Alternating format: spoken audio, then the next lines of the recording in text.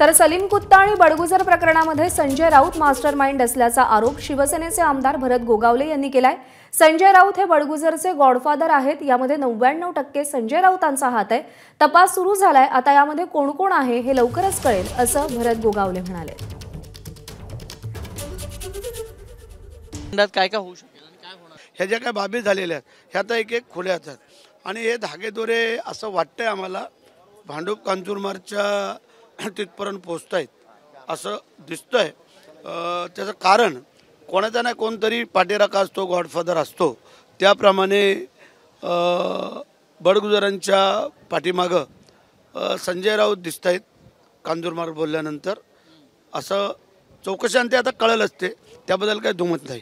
म्हणजे ज्या पद्धतीने तुम्ही सांगताय की याचा गॉडफादर भांडूपचे संजय राऊत आहेत, जे पक्षाचे नेते आहेत आणि प्रवक्ते देखील आहेत, मग त्यांची देखील चौकशी होणार? त्यांचा काय जर सहभाग असेल तर त्यांची पण चौकशी होणार। त्यात काय जर अशा वेळेला जर अशा एखाद्या पदाधिकाऱ्याला चुकत असताना जर त्याला सांगणं हे आपलं कर्तव्य आहे की संजय राऊतांना हे सगळं माहीत होतं 100%।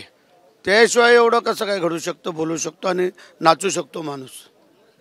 म्हणजे त्याला पाठीशी घातलं गेलं बडगुजरांनी आतापर्यंत तरी घातलं गेलेलं आहे असं आम्हाला दिसतंय। आता आम्ही उघड केल्यामुळे आता पुढं काय होतंय ते आपण पाहूया। बातचीत केल्याबद्दल तर थेट संजय राऊत यांचं नाव आहे ते भरत गोगावले यांनी घेतलेलं आहे।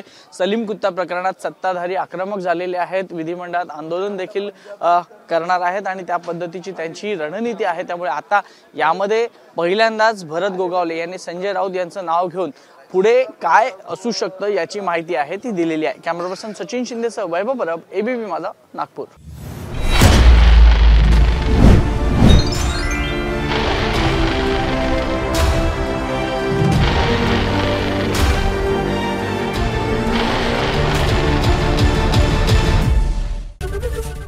एबीपी माझा, उघडा डोळे बघा नीट।